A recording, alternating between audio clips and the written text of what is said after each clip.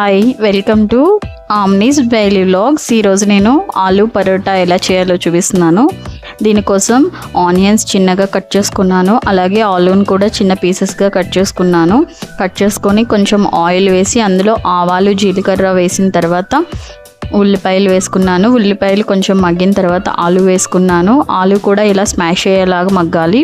అలాగే కొంచెం ఉప్పు, కారం, పసుపు వేసుకున్నాను. ఇలా చపాతీలా చేసుకొని ఆలూ ముద్దని ఈ చపాతీ చుట్టూ కోట్ అయ్యేలాగా పెట్టుకోవాలి. ఇలా ఆలూని పెట్టుకొని మనం చపాతీలా చేసుకొని దీన్ని కొంచెం నెయ్యి వేసుకొని కాల్చుకుంటే అంతే, రెడీ ఆలూ పరోటా. ఇది మా చిన్న పాప ఈరోజు రోటీ కావాలి అని అడిగింది.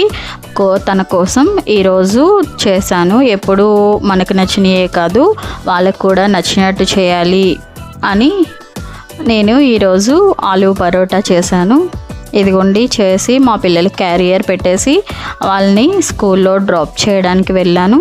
వాళ్ళు స్కూల్కి వెళ్ళిపోతున్నారు. మమ్మీకి బాయ్ బాయ్ చెప్పేసి